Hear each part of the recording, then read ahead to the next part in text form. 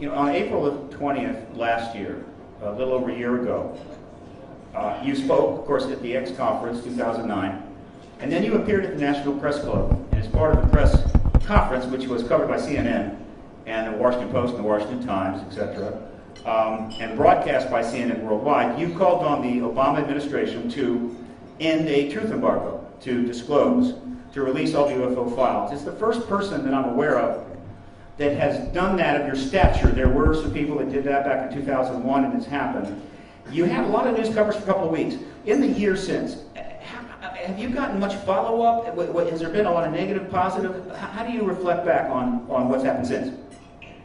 Well, for the last year or so, it's been pretty heavy. I've gotten many inquiries from around the world, done many interviews from around the world, and I see the momentum picking up.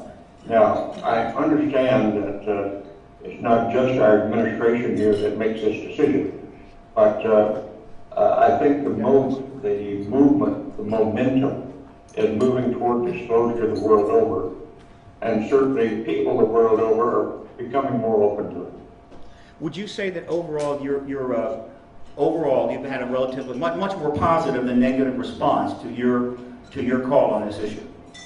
Well, I'm not sure it's just my efforts, but I think the whole movement has been gaining momentum over the last couple of years or so. Okay, very good. I think George has a question for you.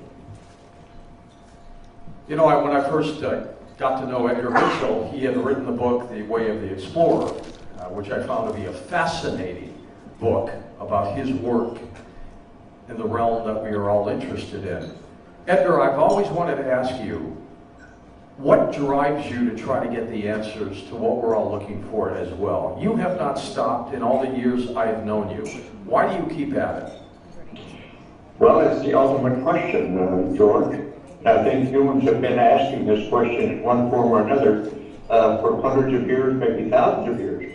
Who are we? How do we get here? Where are we going? And what's this all about? And it's that ultimate curiosity that drives me continuously. I want to know some answers that we really don't have. And we think we're pretty smart in the 21st century, in the 20th century, but in my opinion, we're still just barely out of the trees. Okay, Cheryl's got a question for you. Oh, right, Dr. Mitchell. Good to see you again. Thank you. Good to see you. There she is. Hello. Hello. It was fun last year sitting with you at the table, though, right, with George Norrie and you, and we'd like to have you here in person, but this year this is second best, isn't it? Just out of curiosity, could you bring us up to date on how Quantrek is doing? Well, Quantrek has great hopes. We have a lot of people interested. We still are short on funding. We need more funding, and we're going out after that very actively at this point. And hopefully, we've got some promises. We've got some interested investors, and we'll see what the next few months brings. Edgar, for the audience, could you quickly describe Quantrek's mission? I'm sorry, say that Could you quickly describe Quantrek's mission? Okay, Quantrek is a sister organization to my Noetics Foundation, but more focused on the hard sciences of physics and biology. And we now understand, just in the recent years, that the quantum world is at the basis of our perceptual mechanism. I often tell little simple stories to help get the idea across. In the English language, we call intuition our sixth sense. If we really ought to call it our first sense, or some would even say our zero sense, because it was around before we or our solar system were around. It's more fundamental than all of our sensory mechanisms. And we're now starting to understand there's a quantum biology that's very important, and that the quantum world is really at the basis of everything. Even though it operates at the subatomic level, it has ramifications and effects at all levels of nature. And that's something that's just become apparent here in the last couple of decades. Dr. Mitchell, have you touched base with Dan Brown since his new book used ions so prominently? I have not personally been in touch with Dan Brown, but I understand some of the people out of Noetics have, and I understand that that Tom Hanks and crew out in Hollywood are trying to make a movie about all this. And so we're starting to, from a promotional point of view, we're starting to reach the world in a different way. You know, it's kind of interesting, Edgar. As you know, you spoke at the press club. Had the Brown book come out last April when you were here a year ago? Had it already come out? After that, it didn't really come out until the fall. It came out the fall before or afterwards? So I can't remember. I'm sure. Okay, but I think what happened is you got Edgar comes to the Washington, he comes to the press club, and he calls for disclosure, right? Which is highly exopolitical. Then Brown's book, The Lost Symbol, comes out. It's about Washington. It's about secrets. It's about the intricate arrangements and what have you. And he chooses to make ions a highly featured part of the book in a very positive way. It's all upscale. And because he did that, he never even asked permission. He didn't check with Edgar. He didn't check with Ions. He just did it, knowing that when it came out, they'd be going, "Yay, that's fantastic." So you see the kind of the circle being closed here in a way. It's all kind of coming around. Edgar, I've got a question for you. And this gets down to the nuts and bolts, the real stuff that is going to affect the lives of just hundreds and hundreds of millions of people. It's a real simple question. Is it the massive oil slick that's now spreading in the Gulf of Mexico a huge advertisement for why we need to know what has been done with any ET-derived technology, particularly the new energy physics? Oh, we lost him again.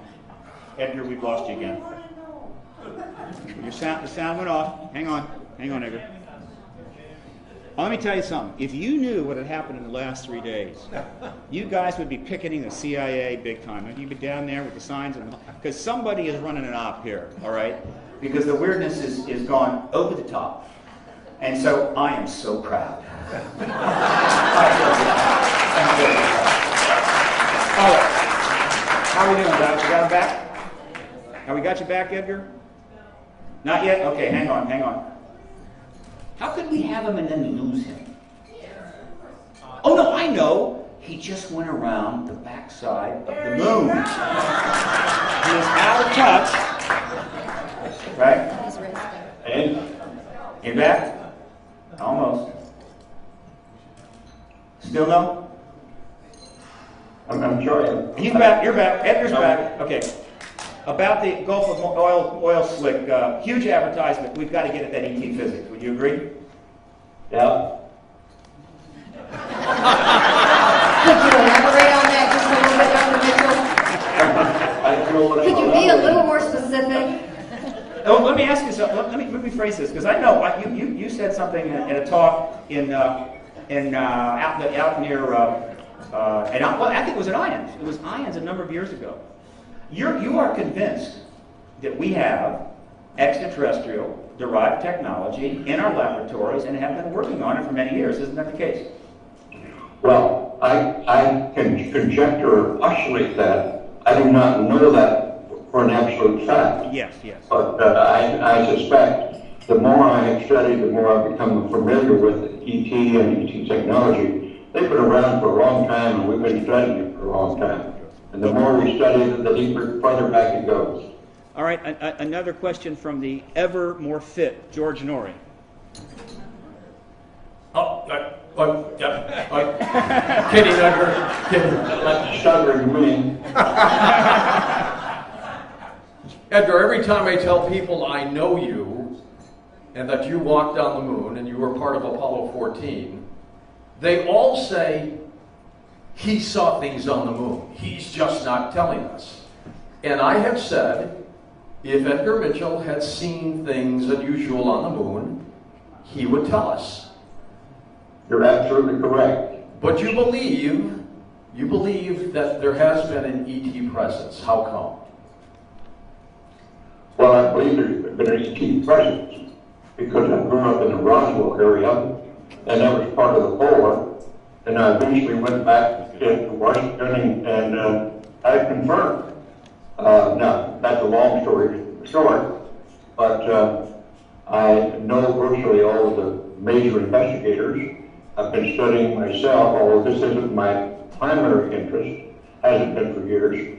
I'm pretty knowledgeable, and I do know most of the work that has been developed over the last many years, and I've been studying the work that goes back for centuries.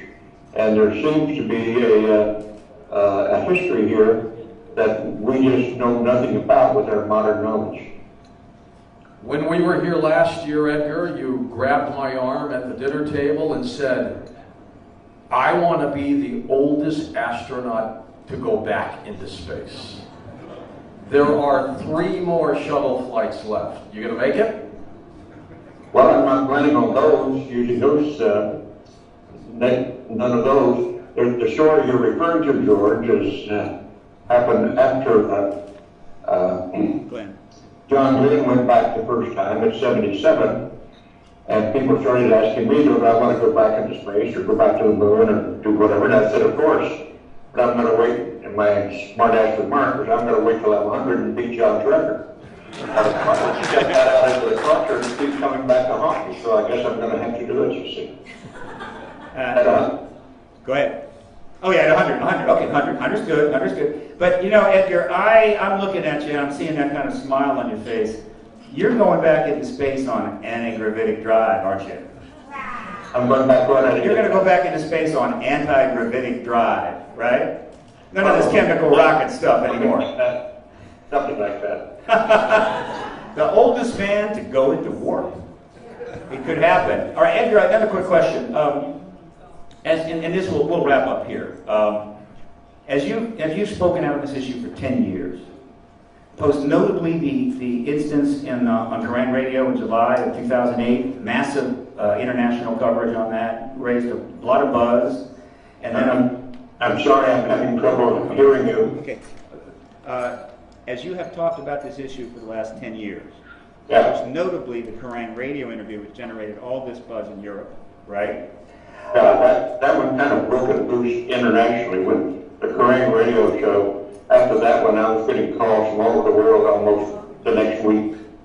It's kind of interesting when you talk about something for 8 years, and then suddenly you just say it in a certain venue, and it's like you just said it for the first time. Oh my God, he thinks there's ETs, and you're running, where have you been for 8 years? Absolutely, that seemed to be the way things happen. And of course, I knew about that radio show, and of course, that's one of the reasons why I started to move very, very quickly to see if I could get you more deeply involved. And of course, at the press conference, where we got the second round of very significant coverage. And we would have had more. Your son was ill, you had to leave, otherwise you'd have been on Larry King that very night. My question is this: as you've done all this talking, do you feel the presence of Gordon Cooper just over your shoulder, who tried to bring this issue out repeatedly in the late 70s and in the 80s, and he went to the UN and so forth? Gordon was very open about the ET presence and his experiences.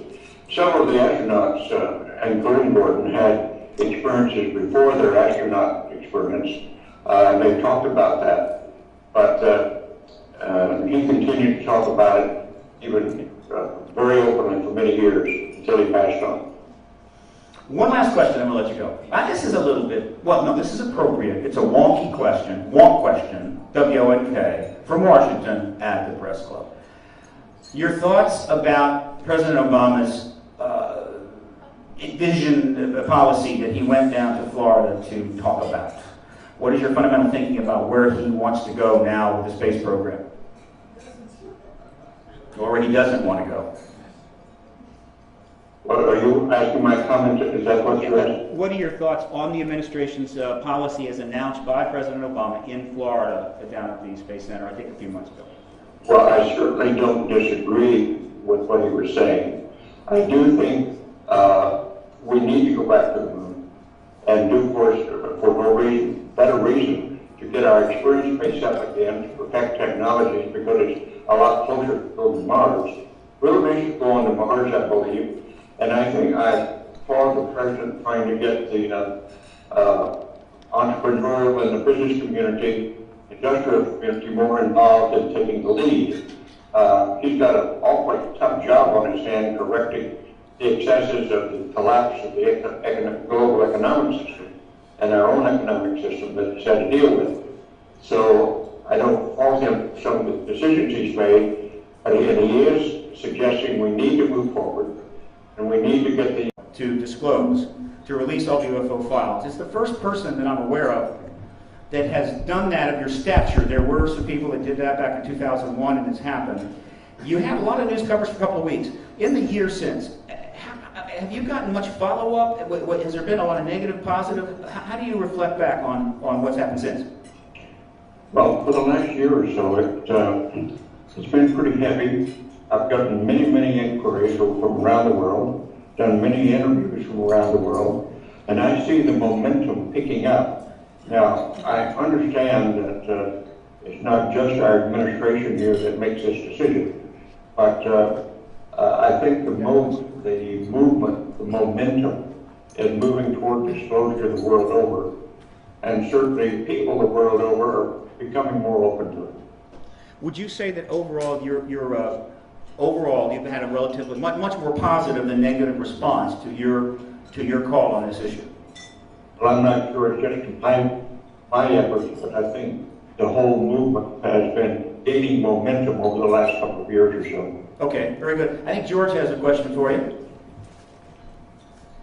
You know, when I first got to know Edgar Mitchell, he had written the book, The Way of the Explorer, which I found to be a fascinating book about his work in the realm that we are all interested in. Edgar, I've always wanted to ask you.